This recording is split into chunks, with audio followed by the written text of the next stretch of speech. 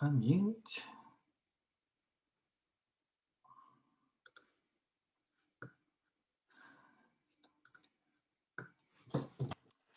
Hello, everyone. Welcome to tonight's Monday night panel. My name's Pete, and I'm the chair of the Supporters Club. Joining us tonight, first of all, are Jordon Garrick, who's going to have a chat with Vic in a few minutes. Hi, Jordon. Hi. And also, later after Jordan's had a chat with Vic, we'll be joined by Phil Smith, Steve Clements, Fraser, and a new panelist, Nick Judd. As usual, Vic will be with us to facilitate. You can put your comments or questions either for Jordan or for the panelists in the normal place in Facebook comments, and we'll pick them up. And if we can get to them, then we'll get to as many as we can. Just a note before we start with Jordan and Vic, and that is next week we'll have a On the Sofa event where Vic will be joined by Kevin Horlock, who we're really looking forward to seeing. Okay, so I will now bring Vic on, and Vic can have a little chat with Jordan. Hi, Pete. If you can just let me have my video, that would be marvellous. Here we go. Hopefully lovely. Thank you very much. Great. Okay. So I'll disappear and I'll come back a bit later. Lovely. Thank you very much indeed, Pete. Welcome along to tonight's Monday night panel. And I'm delighted to say joining us is Jordon Garrick, who just joined Swindon Town on loan a week ago tonight, I think. Wasn't it, Jordan? Yep, correct. So what happened? How did you know about this deal? Well, what had happened was up until about 10:30 p.m. I was staying at Swansea for the rest of the season, and then come 10:50, I was signing for Swindon. So it was a bit of a late one for me. Wow, so it was that quick. You didn't have any idea until 10:30. I guess not really. It was something to do with Kieran Freeman coming the other way, I guess, was it? Yeah, well, I'm not too sure of the ins and outs, but all I know is it was lucky I didn't go to sleep that night. And next thing you know, 3 days later, I'm in Swindon. Because I guess all the paperwork has to be completed by 11 o'clock, or the signing does, doesn't it? So yeah. Did you have to make your mind up, or is it a case of it's a done deal, you're off? What happens? I could have said no, but I thought, why not go? It's a new experience, and I'll come here to try and do my best for the team. So I think at 11 o'clock, bang on, the paperwork was signed and the deal went through. Goodness. Presumably you might have had a quick word with Stephen Bender, who of course had a fantastic loan spell here last season. What did he say to you? Yeah, he said that he loved his time there and here, and that the boys were great. The manager was great. The club was great, and he absolutely loved it. He had nothing but positive comments about the club and the players and the staff. How is he at the minute? Because he's had an operation recently, hasn't he? Yeah, he's in Fairwood training ground, recovering. He's quite a positive person, Steve. So I don't think mentally it really got onto him that much. But he's surrounded by great players, great staff there anyway. So I think he'll come through stronger. Well, he was fantastic for us last season. So if you speak to him again, please pass on the best wishes of all Swindon supporters, obviously, because he really was tremendous last year. Right, let's get into you then. You were born in Jamaica, but you came over here quite early, didn't you? Yeah, I was about 4 years old when I moved to England. And it wasn't sort of somewhere nice and warm in the south. It was north, wasn't it? What happened there? Yeah, I moved to the bigger area is Leeds, the more well-known area, but I moved to a small place there called Hetman. I lived there for quite a few years, I think about 10 years, then moved to a place called Liversedge for another 7 years, and then that's when I started to find my way down to Swansea. Yeah, but it wasn't a simple, I'm going to be a footballer kind of thing, although I guess in a way it was, because rugby league was also a great passion of yours, wasn't it? Yeah, there was a period where football wasn't agreeing with me, and I was getting frustrated that of the level I was playing at, and I was doubting my beliefs in going higher. So I started playing rugby league through school. My friends all played, so I was like, yeah, just come along, you'll enjoy it. And I did, and I was very close to stopping football completely to start rugby. I've got you down as a fullback or winger, is that right? I mean, winger, obviously, you need your pace. Fullback, Yeah. positional sense, I'm guessing, is a big factor. How would you best describe yourself as a league player? It was strange because typically they weren't as skinny as me, but I think that kind of helped to my advantage because like people might think, yeah, we'll go against him. He's not as big. He might not tackle, but then like they'd see me do it, and then they'd be like, oh, we're not going to go there again, or whatnot. And obviously, I was quite quick, so down the wing they just kick it, and like I'd chase. And it was that simple. That's what I was there for, catch it at fullback and try and get as far up as I can. Yeah, it was that simple.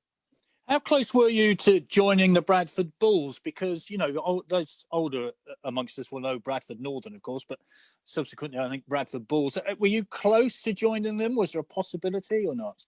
No, I wouldn't say I was close, but like I was going there to start my trial with my sessions and stuff like that. That's about it. I was going there for a trial period.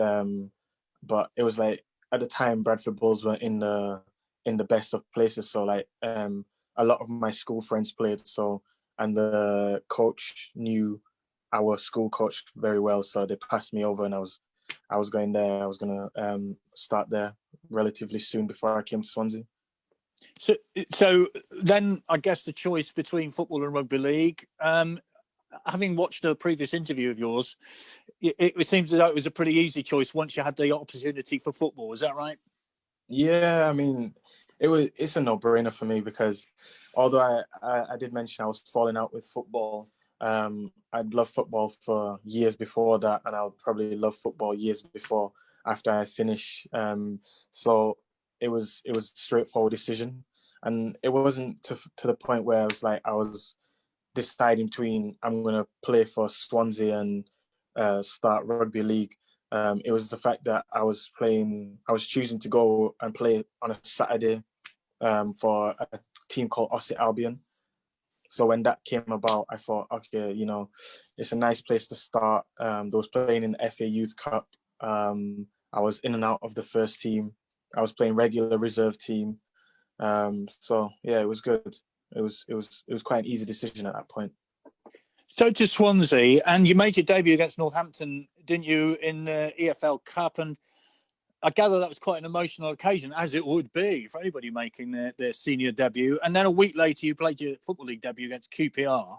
Yeah. So 2 senior appearances in the space of a week.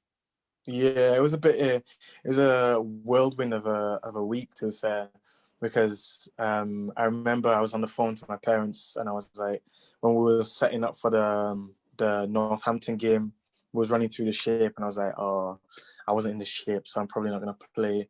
But I can't remember if I trained with them that the evening before, so I was complaining. I was like, oh, I'm not gonna be involved. And then the text came in, and I was in the squad, so I was like, oh, okay, I could be on the bench. And then the craziest thing is that I was sat 2 seats down from Andre Ayew, and I was like, wow, this is how like things have changed so much for me. And then as when it came to the subs, he went on, and then I was like, oh, I'm not too sure about my chance of getting on. And then I think about 18 minutes from the end, like it called me over, just like, go, look, you're gonna go on, just have fun, just be a danger. Well, you got a penalty, I think, didn't you, against QPR in your league debut? Is that right? Yeah. And then your first goal comes against Cambridge, and I saw that goal this afternoon. Lovely shot on the turn. So that must have been a great moment too. Yeah, it was, when you're on a really a high, it's so nice. Like things just seem to happen for you, you know what I mean? So, I came on, I got the penalty. We ended up winning the game. The fans were in the stadium. You know, it was a great 3 points. And then a few weeks later, we played Cambridge. We beat them, I think, 7-1, 6-1. I started that game, got a goal, got an assist. So, you know, like I said, when you're on that high, things just happen for you. And when you got that confidence, you just do things that you probably don't normally do, but you just be able to do them now. Who was the manager at Swansea at the time? Because the club went through, I don't know, a lot of managers in a short space of time, didn't it? So who was your manager at the time? Steve Cooper. Oh, right. Okay. And actually, they seem to be recovering well now, don't they? They seem to be on the up again. Yeah. Okay. Well, let's talk about your move to Swindon then. Obviously, I don't think you've featured against Wigan last Tuesday because presumably it was too late for you to get involved in the squad, wasn't it? Is that right? Yeah. Yeah. The registration, the clearance wouldn't have gone through in time. But then, obviously, you get your debut on Saturday, and this is a question from Wayne, and I was going to ask this very sort of similar question. Can we ask Jordon what he makes of the Swindon squad? A lot of players say they're surprised how good we are in training, given our poor position in the league. What are your views, and what's your favourite position to play, winger or striker? Which I think you were moved up top on Saturday, weren't you? So, what is your favoured position? I don't really have a favorite position, but if I was just gonna go off like every playing in the recent years, it would be a winger. But I've played a lot of my career. I've played as a 9, but then I moved to the wing in 23s, and then I've played from about 18. I've played on the wing. Right, and is that the best? Do you like that better than playing up front, or do you not mind as long as you're playing, I guess? I don't mind as long as I play, but some of the size of these centre-backs in the league, I was like, maybe I might go on the wing. What about the position of the team at the minute then? Because it's not great. Saturday wasn't great. I think you'll be the first to admit it wasn't great. What went wrong against Shrewsbury? I think it was just, I can't really put my finger on what went wrong. I just think if the, I don't know who his name, Chapman, I think, doesn't score that worldy, then we're walking away with a point, and it's everyone has a different outlook on the game. Everyone's like, oh, we could have won, but then we concede that, and everyone's like, oh, like it wasn't great performance, you know what I mean? But like, I think as far as a team goes, like I think we can just be a bit more together and like get the scrappy bits out of the game. If we can get through the scrappy parts of the game and not concede and, you know, stay strong in those spots, then I think when we're on top, we have enough quality in the team to go and win games. How difficult is it to come in to a struggling team? I mean, if you come into a team that's on the up, I assume confidence is high. What is the spirit like in the Swindon dressing room? To be fair, you know, spirits are still high. I'm not saying, that's not me saying like people are not affected by losing, because you can tell that they're really emotional about losing. But I think you cannot dwell on too much in this league, in this current climate, because we're playing Saturday, Tuesday. So if you're still defeated by a loss you had on Saturday, you're never going to be in the right mental space to play on a Tuesday. So I think you have to play the game. If we lose, reflect on it, and then put it behind us, move on to the next game. What about the manager? What's he said to you? What's he want you to do? He's just telling me he wants me to be a threat. He wants me to constantly be running in behind, ball at my feet, you know, how enjoying myself, just go and showcase what I can do. And obviously that if I'm playing with confidence, that will help the team, benefit the team in hopefully in getting goals and assists.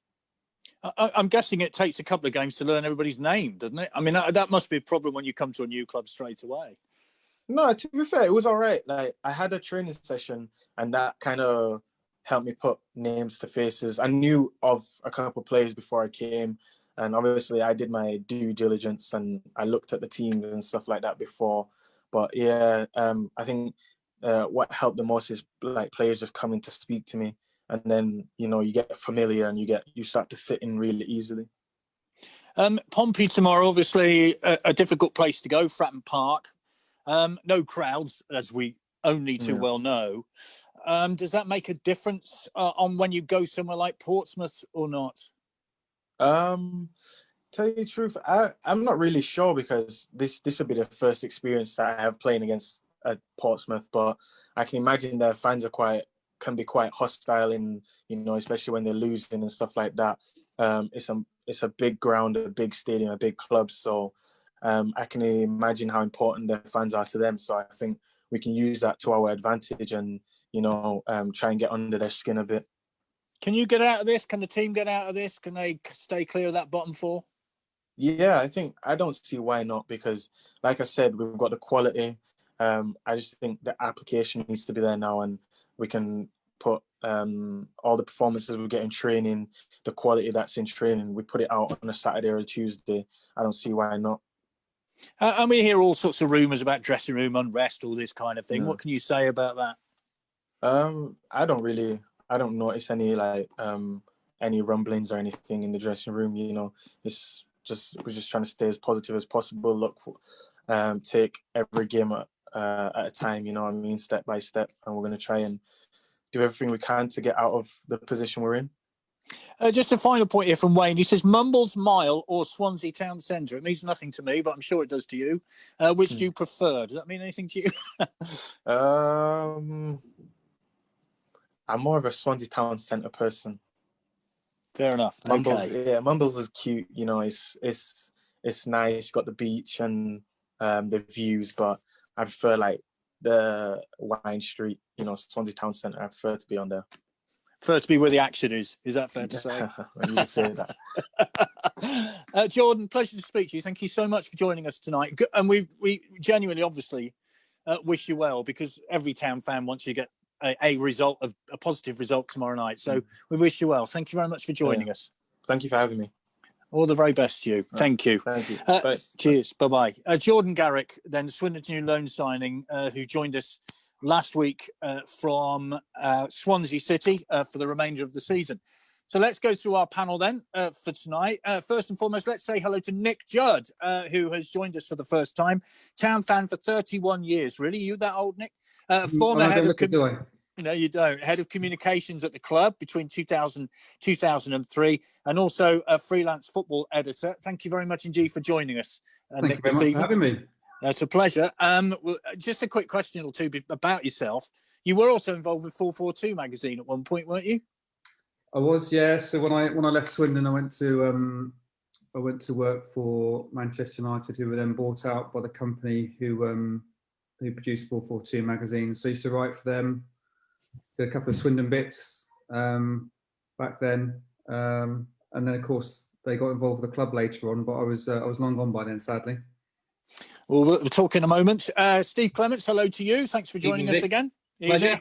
Pleasure. Town fan, of course, behind the scenes man with BBC Wiltshire Sport, and also a local actor. So welcome. My sins. Indeed, welcome along.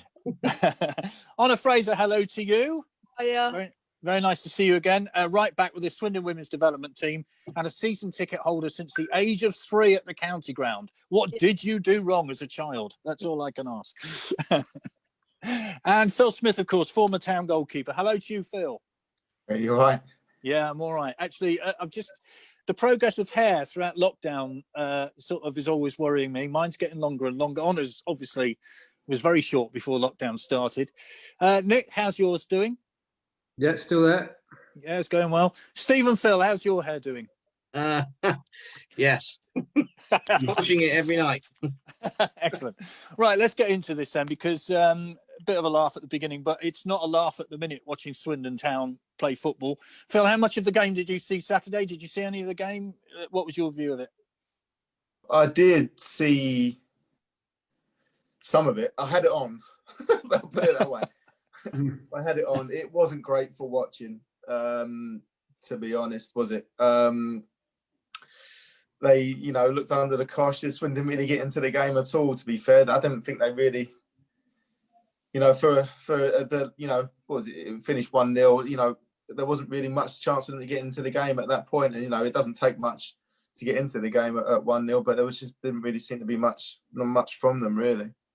The one positive that came out of me, for me, was the performance of Mark Travers in goal, because he seems to be a very solid keeper indeed.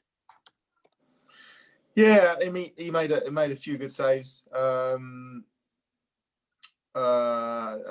goal. I wonder whether if I was in goal or the other lad was in goal at Man United, whether different things would have been said about it. To be honest, but he's been doing well. I've heard good things about him.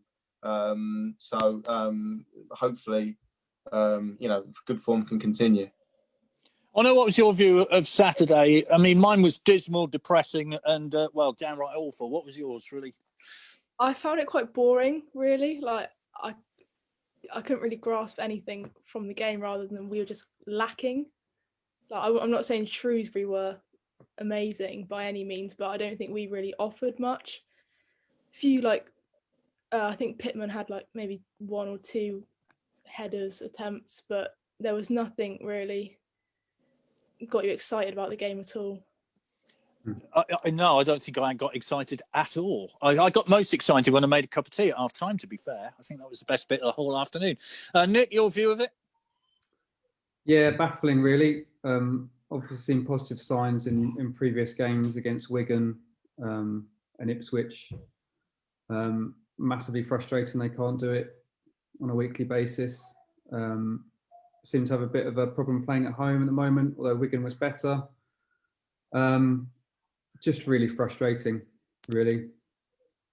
Yeah, playing at home, I was looking at a couple of previous relegation seasons, 73-74, which I remember. None of you remember that. Ironically, we started off very well and were top of the league like we were this season. This was in the old Division 2. We lost 8 home matches in that season. In the relegation season from the Premier League, we lost 10. Already, we've lost 9. And 4 others in other competitions. So when you say about the home record, that really kind of brings it home, doesn't it? That's 13 home defeats this season. Yeah, it's pretty dismal, isn't it? Normally you kind of think to yourself, you try and win your home games, whatever situation, when you're at the top or the bottom, you try and win your home games and pick up whatever you can away. But for us, it seems to be like there's more freedom to play away, or maybe the way we're set up is more suited to playing away from home. But you need to be picking up more points from home if we're going to have any chance of staying up this year. If you'd picked up 3 or 4 points instead of defeats as a draw, you'd be out of the bottom 4. Steve, what was your view? You were in the studio taking all the comments as well that were coming in. I'm guessing they were somewhat negative. Is that right? Just a little bit. It's amazing we had all the positive texts from Tuesday night's win, all looking rosy. And even before the game, the fans were saying this could be the turning point now. But no, the final whistle went, and they're even texting in at half time saying this is just dire. There's just nothing about the team at all. There's no cohesion. They're even clueless on the pitch. I mean, I don't know what sort of tactics, if he has tactics on Sheridan. I don't know what sort of he goes with. I know it's on Tuesday, so I managed to watch the Tuesday's game. It was just long ball. I know he moaned about the state of the pitch on Saturday, but long ball, that doesn't interfere with the pitch somehow. But no, it's not great. And the players do look clueless. Last season, they knew where each other was. They didn't have to look to pass the ball. They knew their teammate was going to be there. This season, they're playing the passes blind, and they're losing it. It's just nothing about them at the moment that says we're all in this together. It seems very bitty and sort of individuals almost out there. Yeah, I asked Jordan about rumours of an unrest. Of course, he's going to say there isn't any unrest in the dressing room. He's going to say that, and the fact that a new player coming in, Phil, how difficult is that? I've got a couple of other questions for you as well from people who are watching tonight. But how difficult is that? A new player comes in, barely knows anybody. I know he said he's done his due diligence, but it must be difficult, mustn't it? Well, as a new player or in the squad? Yeah, as a new player, and indeed the squad fitting in a new player as well. Well, I mean, as a new player, you go with I think you'd go with hope that you can be the catalyst to turn things around. And if you're positive and you go in with that attitude, you can be the guy to turn it around and what that will mean for you in your career. So, for him, I'm sure he's sort of thinking along that ways. And then for the squad, when somebody comes in, and they freshen things up, and if they look, in training and in games like they've got a bit about them, then that can give you a bit of belief. Well, actually, we've got a bit of a chance to do something else to start getting some points. So, I mean, it is important. I think when you are like that you do get some sort of some freshness in there and some new belief from other ways as well. New players is a big part of that, I think. This is from Alex, Phil. Having been involved in a squad that's been relegated before, do you recognise any traits from what you're seeing in the current side against the squad you're involved in? I think I haven't seen enough to kind of them playing this year. But what I saw on Saturday, it did look like a lack of belief from the players, really, in sort of what they were going to do. I mean, I remember watching the game, the Ipswich game, and the lads looked like they had a bit more sort of about them, a bit of fight, a bit of get to it, and I didn't see that on Saturday. And that can be the case. The inconsistency can be the thing that will get you in trouble. Where kind of if you think you're okay because you can pull out a performance every now and then, but in real terms, you got to be bringing out performances more than once at 1 in 4, So that respect maybe because we had one good game and we had 4 or 5 bad games and we couldn't get a result and it wasn't enough. And before you know it, you're in real kind of trouble. So that's what I kind of got from the game on Saturday. They just didn't seem to have much belief in them, I don't think. Yeah, it was a mess. I think it's fair to say, Honor, wasn't it? I mean, that's how I describe it. It was a mess.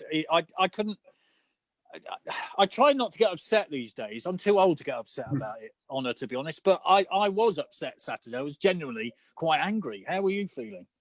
Yeah, I mean, despite everything that's going that has happened previously, so the Wigan winning one game, it literally just makes you think, oh, maybe this something we can do something now because everyone knows we are capable of doing it, and it's very tight at the bottom of the league. We won one game and we were out of the relegation zone. But then when you see a performance like that, it makes you think, well, there's nothing else for us to do other than go down. You can't see it going any other way. And you sort of get used to it after a while. I find nothing just seems to ever be consistent, like we said, and can't get a string of results, whether that be a win, 2 wins, a win and a draw, or just anything. So it's really hard to take as a fan when you get sort of positive about it for about 5 minutes and then sort of get your hopes knocked down again. Oh, you've used that word hope. It's the worst one in football, isn't it, to be honest? 4 points out of 6 at home, Nick. You'd have taken that, wouldn't you? If they got a point on Saturday, albeit it was a cracking goal, let's be fair. But, you'd have taken 4 points out of 6, wouldn't you, from 2 home games? Yeah, you would. And to be honest, I don't think anyone expected to win against Wigan. That 24-hour period with the transfer window closing and losing DJ, everyone's pretty much resigned themselves to the worst at that point. And then they go and play okay against Wigan, to be honest. They look decent. Also encouraging, there's teams that are also struggling. there are teams as bad as us down there, which is a positive for the rest of the season. I think it was just the nature of the performance against Shrewsbury that was deflating. They did all right against Wigan, and just couldn't put it together for 2 performances in a row. That was really frustrating. And I think the key for us is how we get on against teams around us. We're not expecting to beat teams sort of challenging at the top. You try and take something off Shrewsbury, and we try and take something off Bristol Rovers at the weekend. And these are the ones we've got to get points from. So that was the most disappointing thing, was to not be putting it in a game where a winnable game against a team around us. Yeah, the worst thing is, of course, Steve, is that they have played more games than a lot of teams above them, haven't they? And, the way things are going, we're looking at least 8 more wins between now and the end of the season to have a realistic chance of staying up. Absolutely. I think, they're 2 games, we've played 2 games more than the likes of the other teams around us at the moment. So, and, if they win those, it just spells disaster, really. So, yeah, we've got to get it somehow. If they're not going to do it, the players not going to do it for the manager, then at least do it for the fans. If they're not trying out there for that reason, then just think of us poor fans that's got to suffer League 2 football next season, because half those players won't probably be there next year. Certainly the loans won't be. We won't get the calibre of those players on loan again, because there seems to be some sort of issues with loaning players to League 2 to League 1's obviously a better league to play in. But no, it has to improve. It's got no other way to. But it's like Anna said, it's just the hope that kills you. Sadly, you know, it's not going to improve. I don't think. You know, it's always a full storm. You win against Ipswich, oh hello, and then we go and like lose again, then win again on Tuesday night, and you know, lose on Saturday. It's just very inconsistent. But it's just a team that's just doesn't know what direction it's going in at the moment, really. Yeah, the life of a Swindon Town fan, it's like a roller coaster. Always has been, to be fair, hasn't it? I've got loads of questions coming in. So let me just scroll down. Here's one. This is from Lee. Oh gosh, Phil, you've been in dressing rooms with managers. Can you ask the panel, would they stick or twist with John Sheridan? P.S. Any chance Phil Smith could come out of retirement for next season? We may be looking for a new goalkeeper. Let's not get that one first. Any chance? No, is the answer to that. Right, he wouldn't want me. Let's be honest. What about John Sheridan? There's more points on this, so I'll put these two together. What's the panel's view on the tactics used by John Sheridan on Saturday? Why didn't we play two up front after the formation against Wigan? I thought really suited us. Why change the winning strategy? This is from Rob. Who's ultimately to blame? The players, or manager, or both? So that's on the subject of the manager. You'll be aware, Phil, there is a lot of correspondence regarding the manager. So what should be done, if anything, between now and the end of the season?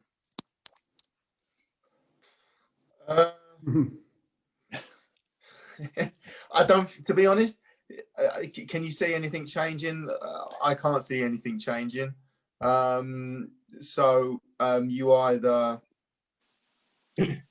prepare for the worst, I think, or you do something to change it, you know. He's been there, to be honest, I'm not going to talk about managers getting the sack, but he's been there a while to kind of change things around. And if you can see some change relatively quickly, then fair enough, you know. But it's got to be quick. Anything that's got to be done has got to be done soon, because you're running out of games, running out of time, and before you know it, it's too late. So whatever's got to be done has got to be done soon. Players have got to pick themselves up, take responsibility for what they can do, and put it together on a pitch. Bit of bite, bit of fight. And it's got, like I said, whatever's going to happen, they got to pull their socks up. Manager's got to pull his socks up. Everyone's got to pull their socks up and do something, you know, relatively quick. You know, I'm not going to talk about people, you know, losing their jobs or anything like that, but something's got to improve, and it's got to improve quick. Ultimately, of course, it's down to the owner, who we might discuss in a little while. Honor, what's your view on this? You know, there was a change, obviously, as we know. Richie Wellens went off to Salford. In comes John Sheridan. Experience. People would say, well, his record's not great. But okay, here we go. Let's see what happens. What's your view of how it's gone? Well, obviously, it's not gone how many people probably hoped it would. We're not in any better position now than when he took over. And if anything, everyone can just see it going even more downhill than it is. And I think it's horrible to see so much negativity attached to the club and the position it's in at the moment. And no one wants that, because there's nothing really much else going on at the moment. So to then have your football club just week in, week out sort of draining you a little bit more, something has got to change. But whether Swindon as a club are in a position to do that, that's a different story. Yeah, it's interesting you say that, because after a victory over a team beginning with O and who plays in yellow, that was a real boost to me. And then that win over Ipswich, that was another great boost. And Wigan on last Tuesday, you suddenly felt a little better about this very depressing world at the minute, didn't you? So it's very true what you say, isn't it? Yeah, we just have to take every game as it comes, which I know is very sort of cliche, but when we're in the position that we're in, it's all we can do. And, you know, I'm not saying we're going to beat teams like Portsmouth who are battling for promotion, but Bristol Rovers, again, coming up, that's another game that we've got to try and get points from, not just a draw, but we've got to just keep pushing for the wins against the teams, like was already said, that are in and around the area that we're in. Yeah, Shrewsbury, I think, pretty much gone now, Nick, haven't they? They've kind of out of the way now. We're not going to catch them, I don't think, are they? They've got games in hand on us, and they've got more points than us. So they're in a very strong position. They're not one to aim at anymore, really. No, they're on a good run now. It just does go to show, though, you can put 2, 3, 4 wins together. You can pull out of it pretty quickly. I just can't see us finding that kind of consistency, and we've clearly shown that we can do it. I mean, no one expected anything at Ipswich non-TV. I think everyone expected us to perform poorly against Wigan, and we didn't. It's just trying to string that consistency together over 3 or 4 games, and we haven't been able to do that all season, and particularly now under Sheridan, that seems unlikely. But it just goes to show, though, that you can climb out of it. It doesn't take a great deal to get you out of it. But I think Saturday's a biggie. I think you lose Saturday, and I think we're writings on the wall really after that one. Yeah, Paul Tisdale's Rovers, of course, who started brightly under him, but they kind of stuttered a little bit. Paul, this is from Kerry. Hello to you, Kerry. Steve, Paul Caddis's legs may have gone for 90 minutes, but he's a passionate Red with heaps of experience. So it just shot up as I was reading that. You'll know what I mean by that, Steve. Why is he not even on the bench? Interesting question. Paul Caddis, of course, not even on the bench. I think you could probably have a case for Anthony Grant as well. Not even even on the bench. There's clearly stuff going on behind the scenes that even we're not privy to, or to get to know at the state. BBC Radio Wiltshire, we don't get told all the unrest in the change rooms, but you don't become a bad player overnight. Anthony Grant was brilliant last season for us. That sort of defensive midfielder role. We need somebody like that there to shield the defence, because the defence is clueless this season, absolutely. And Paul Caddis, passionate about the club. He really is. And to be honest, I'd prefer, Paul Caddis to probably be in the dugout barking orders. Have him, ship Sheridan off and have him sort of as a player manager role, because he's got the passion, he's got the know-how, and he's quite a tactical bloke as well. So he for me, if anyone out of that team at the moment has got the fight and wants the club to do well, but Paul Caddis doesn't become a bad player overnight. I think he's maybe at fault for a couple of goals this season, but I think he's just as guilty as the rest. But no, I think on the bench at least, have that experience. He's coming on for the last 20 minutes and can give it. There's not much talking. I don't know if you can pick it up, or we don't hear it. There's not enough talking on the players on the pitch. We don't hear enough communicating. There's no one taking ownership or responsibility out there. I think Dion Conroy for me probably isn't the sort of the barking captain. You want somebody there like giving away all the time. He's not doing that for 90 minutes. For me, it's not anyway. I've certainly not seen him sort of yelling at people. But no, Paul Caddis has got to be involved. He's Swindon Town. He's really passionate about the club. He's come back. Some players never come back, but he chose to come back from Scotland and made the journey. So it just goes to show how much he cares. But no, I think the only people that know why he's not in the team is Mr. Sheridan and Paul Caddis himself. Phil, Steve mentioned the defence there. I don't know how many combinations there have been in the back four this year. I wouldn't like to hazard a guess. It dozens, I think, is probably the word. But as a keeper, I mean, it must be a nightmare, because you don't know what the back four is going to be, not only from week to week, but from minute to minute, it seems. Yeah, I mean, it's one of them. It happens sometimes, and it sometimes is okay. It just gives you a feeling of kind of unrest. You know what I mean? Where you're looking around and think, well, what is going on here? Like, it's that you can't build anything, and then you sort of think, well, does he know who he wants to play, or where they want to play? Do they want to play there themselves? And it can be a bit sort of unsettling. I mean, the only thing from that is that the lad that's come in probably hasn't had that many different ones as he Travers to deal with. So he's kind of got a clean slate with that one, maybe. But yeah, it's not ideal, and everyone knows it's not ideal. But sometimes your hands are forced. But it's definitely not ideal. And then you kind of feel like you're scratching on resources that you shouldn't be scratching on to kind of field out a team at some point. Sometimes it doesn't. When you're struggling with confidence, that doesn't help. Another one for you. This is from Alex. How much does off the field goings on impact build up? I know it's a different regime. I know whilst playing, you claim that you focus on the pitch matters, but does it have an impact? Yeah, absolutely. When things aren't right behind the scenes. It's like when people talk about it all the time, the teams that get promoted, everyone's pulling in the same direction. Backroom staff, office staff, playing staff, management staff, medical staff, everyone's pulling in the same direction. when you've got people in different ways or up against each other all over the club, yeah, it does affect it. You know, whether people might say it shouldn't do, but it does, because people are putting out fires here, there, and everywhere that they shouldn't be doing, and then that takes away from their job on the pitch, whether that's management, players. It definitely does affect it. If things aren't right off the field, it definitely affects it on the field. On that defensive sort of point, you obviously play defence, and you like a settled back four, I guess. You want to know what your other fullback does, what your central defensive people do. You want to know, don't you? Yeah, and I think that's what makes sort of playing a bit easier. Maybe we could see that last season as well. You knew everyone around you. It was, unless something like an injury happens, then it's going to be the same. And I think that just creates stability, and stability makes things happen at the end of the day. The amount of back fours, which I'm going to probably sound a bit like Sheridan now, but we have had a lot of injuries this season within the back line. That's like, no one can deny that. But it's, it gets to a point where you need to just focus on the 4 players that you're going to have there and make it work. And then if something like an injury does happen, that's when you deal with it.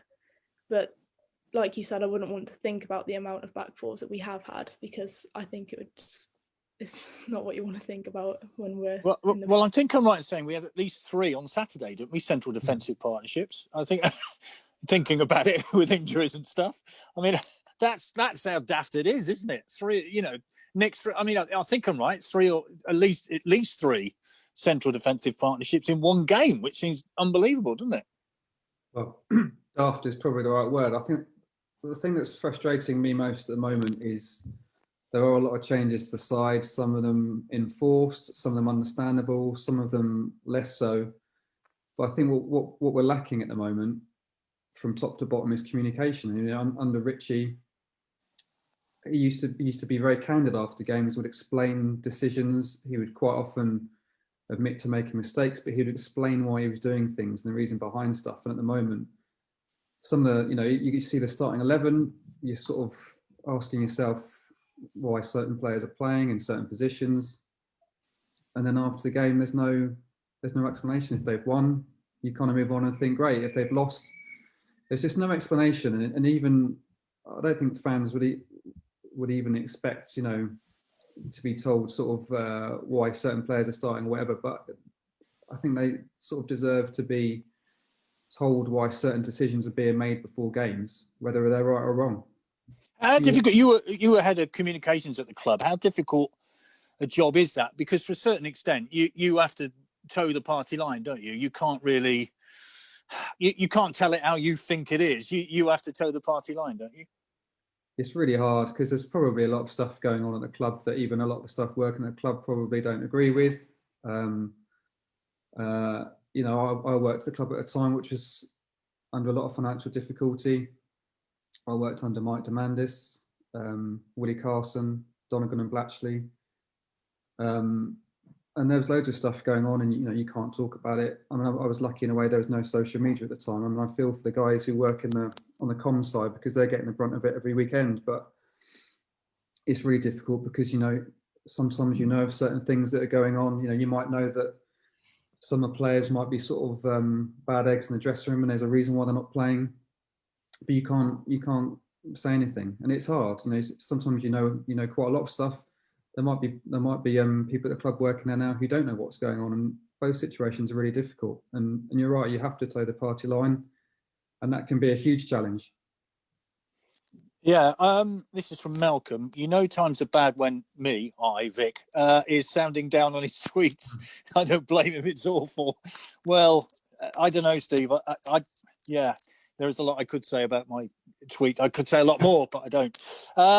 Yeah, it is difficult. And let's have a look. I've got more here. Steve, I'll ask you this. What do the panel make of Lee Power's emergence this week? Been missing for a while. And I put out on Twitter this. I wrote an article 5 years ago for one of the local papers. And it was along the lines of communications is all. It's going back to what Nick said. Communication between the club and the people who pay to go to watch the team is essential. Why have we not heard much? Well, I think that dreaded court case was looming. So and the timing for him to come out to speak to the fans, and the radio station had the interview with Lee. It's no coincidence. Maybe the season tickets are coming up for renewal as well. So that's probably why he's. I'd hate to be cynical. Well, it's just an idea. But yeah, he's not the best of communicators. We know that when it's all rosy, he's jibbing up every 5 minutes, and it has been a little bit difficult this season to sort of speak to him. Obviously, because he's in Switzerland, but before games, the station managed to speak to him quite a bit, before the games, and he used to give us a good sort of 10 minutes of his time before the matches with Sean. But obviously this season, it has been a bit different. But we have tried to speak to him on several occasions, I think. But no, the timing this week, obviously with the court case on, just to get his side across. I mean, whether you choose to believe it or not is a different matter. I think a lot of are probably in the minority that do. But yeah, it's home. It's a mess at the moment. And with American ownership, we're not going to sell it 1 year, but next year we're talking to them. We're talking to them 6 months. It's a whole mess. It's hard to know what to believe. That really does come out of him, really. Not a lot, I'm afraid, from my point of view, for what it's worth. Yeah.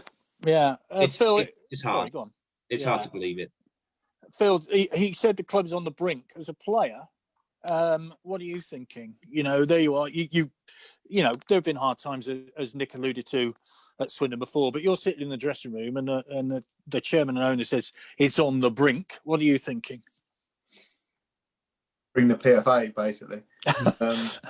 Yeah, because I've been in those situations before where it's been a bit like that. I think Swindon, when I was at Swindon for a while, there was a bit of trouble.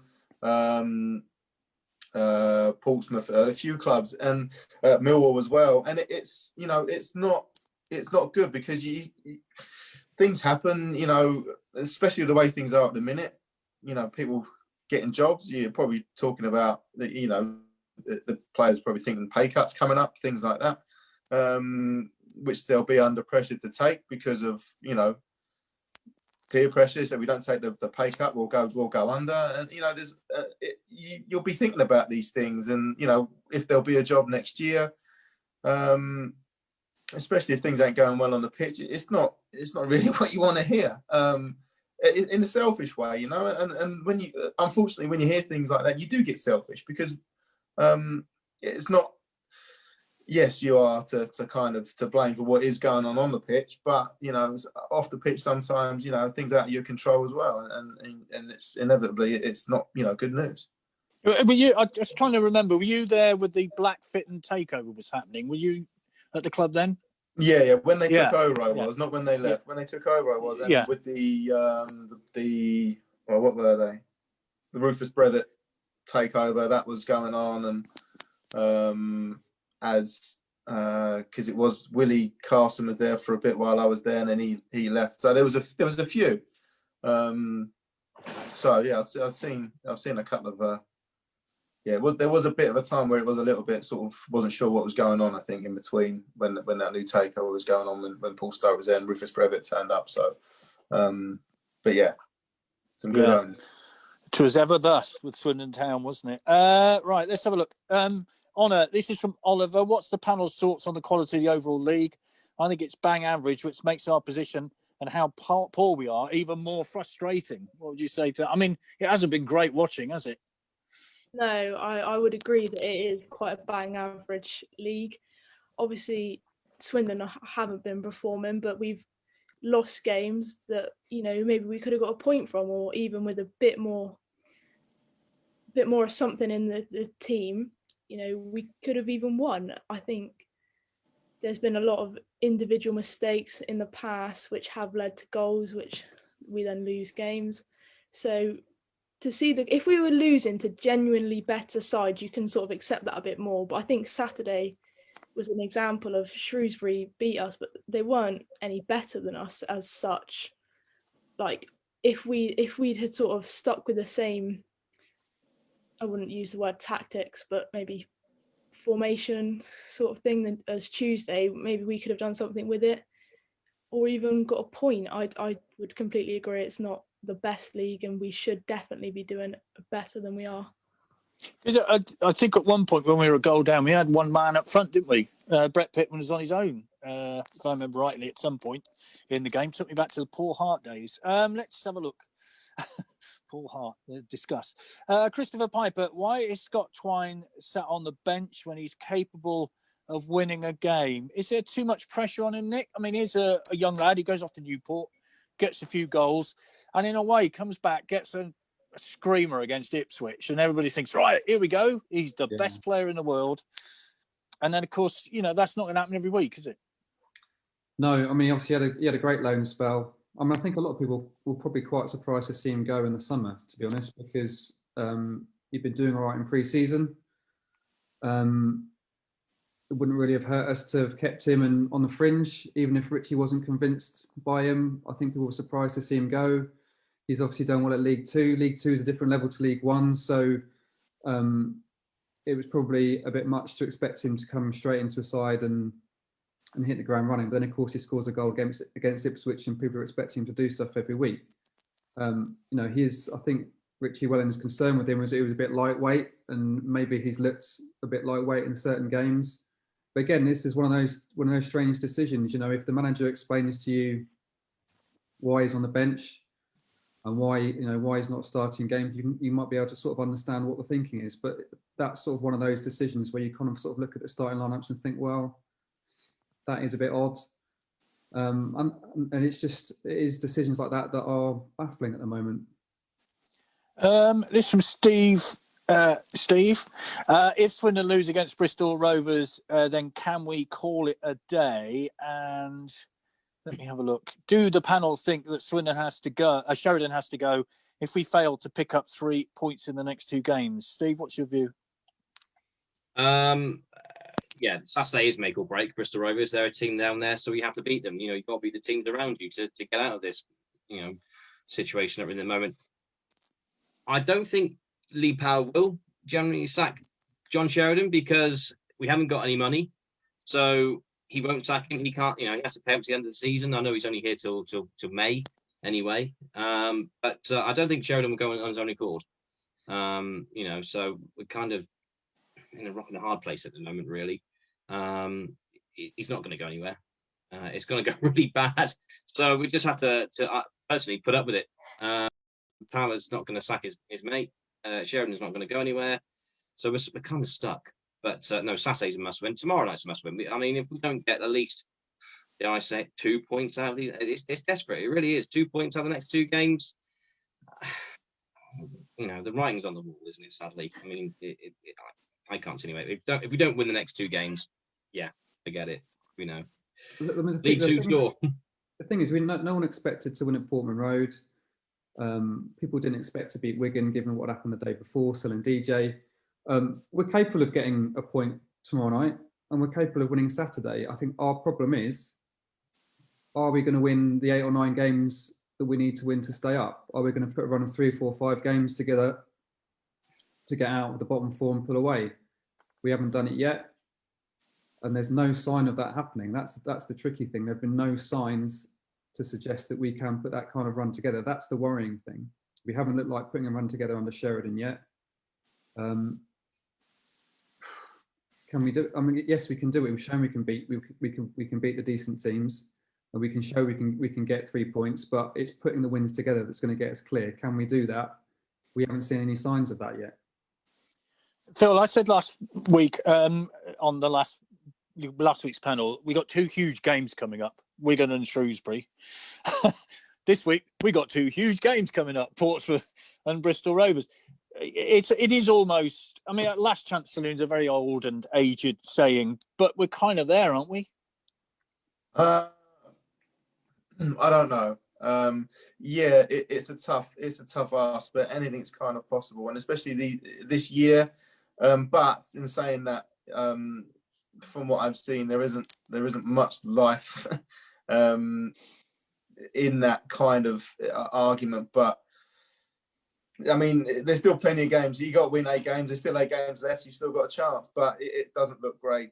And yeah, if you don't get anything over the next 2 games, then it will look bleak. But then, you know, like, yeah, I'm not going to say, because everyone said it, you could win the 2 games and it's all everything's okay, and it's obvious. But yeah, you need a bit more from it, a bit more enthusiasm, a bit more kind of belief that something will change. And I think that's the problem. There isn't the signs of anything turning around. That's the issue. I've got a question for you, Phil, which you may or may not want to answer, and I it's up to you. Why does Brett Pittman? This is from Jim. Why does Brett Pittman still have a bit of a belly? How can a professional player be so out of shape? Now, I think humans are all different shapes, aren't they? And let's be honest, John McGinley, you might remember, used to play for Bolton. Never looked the fittest player on the planet, but boy, was he a footballer.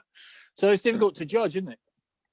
It is, and it depends what you're kind of asking from him as well. You know, you could go out there and he could do all the running that they ask him. He could get through 90 minutes and there couldn't be anything to it. He might, you know, his body fats might be really low, but he looks quite big. I mean, I've always looked like quite chunky, but I've not really never been fat, you know. But it's just body shape and things like, if they do the job, it doesn't really matter, like you say. There's been plenty of players that I've played against that are absolute units, but they do a job, especially in League One and League Two. I think you look at the centre half who was at Tranmere. Oh yeah, I remember. Yeah. I can't remember his name, but I know you mean. Yeah. And then the fella played up front. He went to Forest Green. You know, absolute units, but done the job. You know, they could bully his back fours and push them about, do what they wanted. So it doesn't, to me, yeah, you've got to have a base fitness, but if you do the job that you're asked, it doesn't really, I wouldn't say he's that overweight so that he couldn't do his job, but to be honest. I'll give you Matt Reed at Lincoln, who was like getting a wardrobe out of the way, and Adebayo Akinfenwa. What need more to be said? Exactly, yeah. Yeah. Right. Honor, where are we at? I mean, we could discuss Lee Power's ownership for forever and a day. Just briefly, I'll go around the panel. Briefly, I say, because we need to talk about tomorrow night. But what's your view, Honor? Well, obviously, I think last season we were very lucky, maybe with like the sort of manager we had, the team that we had. And, you know, we didn't spend the most in the league. We didn't have the biggest budget and we still achieved. So I'm not saying things went under the radar, but there was sort of no reason for him to be in the spotlight for bad reasons. And now this year things have gone a bit different. So everyone looks to him for change and for answers. But frankly, the lack of communication, I'm not sure we're going to get it. So I think we just have to wait, because obviously he's in the court case. I'm not going to try and pretend that I understand all of that, because I don't.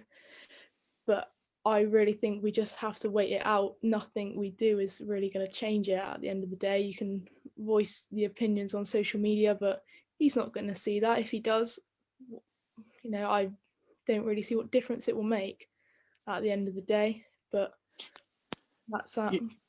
Yeah, Nick, the court case is not till December to March, as far as we know. So, you know, on the face of it, nothing's going to change unless an out-court settlement comes along, is it? No, it does feel like the club needs a complete change from top to bottom at the moment, though. I mean, the change of manager to me is an absolute given at the moment. But as Steve alluded to, that looks unlikely.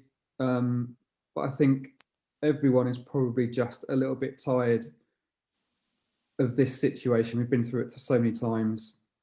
There just needs to be a complete change of culture at the club. It's such a negative, toxic place for much of the time. It has been for so many years. We had some positive years under you know, the fitting team, but it just feels like this has run its course. And I think we need a complete change from top to bottom. Steve, do you agree with that? Absolutely. I was just going to bring up Andrew Fitton and Nick Watkins. You know, they were superstars for Swindon. I mean, the amount of coverage they got. I mean, obviously, you, Nick, probably had some hand in the 4-4-2 things that was going on at the time. The coverage exposure the club got there on Soccer AM, naming the Stratton Bank, the Adkins family stand. You know, all those things. It all sort of built up, and you know, and it culminated in going to Wembley in the playoffs. I think that's sort of around about that time as well. So it was almost like, wow, we're sort of going places here at the moment. It was almost too good to be true. And sadly, in some cases, it was. But no, I think, stuck with League Power for a little while longer. Obviously, as you say, it's not till December, March next year. But hopefully I don't know how they're going to go about it, but I don't think they can ban people from watching it again from what we had last week. It was a little bit different. Yeah, it's not great. And I think Lee Powell will be the first one to put his hands up and say, he's made a complete hash of it at the moment. So we do need, if anybody's out there watching and want to come and spend a few £1 million on bailing a League One club out and making a stab of it, then welcome aboard, sort of thing. Come forward. But I don't think they're going to be rushing anytime soon. Andrew Fitton even did a commentary with me at Charlton, which was a great experience. I remember. Yeah, He was brilliant. So that's that was the sort of relationship you had with him, we had with him, he had with the fans. Nick used to come on, I remember, on our breakfast shows, once a month or so to give us the updates of what's going on. It was then for the fans and the communication. I don't think social media, it was around, but it was not in his heydays as it is now. It's very much in its infancy. But they made sure they got the message of Swindon Town out. Come hell or high water, Swindon Town was their thing to sell, and they sold it well. And the team behind them, all them, was fantastic. Even the office staff back then, brilliant. But yeah, no, it's got to change, and hopefully, we can be sat here in 12 months' time, maybe, and be discussing a new regime. But that's the frustrating thing, though. There's so many things you can't control in football. You can appoint the best manager, you can put together the best squad, and you still can't guarantee success. But you can communicate with your customers, your fans. That should be an absolute given from people who run a football club. And even you look at last year, Richie Wellens was good at it. He bought into it. There was probably a lot going on from the comms team. The players were buying into it. The communication and togetherness was amazing last year, and obviously it helps to be winning games, obviously. But I think this year, just communication in terms of what's going on. It's an unprecedented year in terms of the pandemic. The club would probably get a bit of leeway because of that if they just communicated what was going on. I think that's all people want, is just to be told what's going on and for decisions to be explained. That's all. Even if Steve Anderson came forward a couple of times and had, and communicated, if Lee Power can't for whatever reason, maybe Steve Anderson could be, like he was Nick Watkins equivalent back then, so he was more than happy to come forward and speak. So, where's he at the moment? We haven't heard from him. So we should say that Will Fowler, who does the publicity, he does a very good job for us, and he's always very helpful in getting players onto this particular thing. So I think Will does his best in how can we put this difficult situations. Right, Phil, let's go quickly round because our time is almost up. Tomorrow at Portsmouth, Phil, what do you fancy? Honestly, I think Portsmouth will win. Yeah, I think Portsmouth will win. Probably 1 or 2-0. Honor? I'm going to go for an optimistic scoreline of 0-0. Really don't think that'll happen though, but we can only dream. Wow, a second clean sheet in the league season. That'd be amazing. Nick, what do you reckon? I think we'll get beat tomorrow night. And I think Saturday is going to be horrible. Great. I'm looking forward to it already. Steve? Yeah. Maybe we can have Steve Milner back in goal. He can repeat his efforts from a few years ago. But no, sadly, I think we're staring down the barrel there. It's a difficult defeat over it, sadly, for me. They're not where they are. We're not where we are for no reason at all. So, no, I think if we come away with a 2-0 defeat, we'll be very lucky. Lots of comments coming in, which I haven't got around to putting forward because quite simply there have been so many. Chris says Plymouth put out their full accounts today. Where are ours? Their managers just agreed a new long-term contract, by the way. It says he is a businessman. Any good business knows they treat their customers well. There'll be more profitable business. Does Lee Power not see this, or does he not care anymore? That's from Bob. Thank you very much indeed. Lots of comments. Thank you very much indeed. Sorry we haven't got to all of them, but there have been a lot. Panel, thank you very much. Really appreciate your time. And thanks also to Jordon Garrick a little earlier on. To Nick Judd, to Steve Clements, to Phil Smith and to Honor Fraser, thank you very much indeed. And Pete's back. Hello to you, No problem. Thanks for having me. Thank you. Thanks very much, everybody. Cheers, It's really Vic. great. Thanks Yeah. So yes, Vic, we're back next week. We are. Where you're going to be having a chat with Kevin Horlock. Yeah, looking forward to it greatly. Of course, a great character and a terrific player for Swindon Town. So we're looking forward to that. Is our On the Sofa event next week, when hopefully we can reflect on 6 points out of 6 for Swindon Town. That would be nice. Yeah, that would be nice. Nice change of scene and a bit more upbeat, hopefully. Anyway, great. Well, thank you very much, everybody, and we'll see you next week with Vic and with Kevin. Thank you.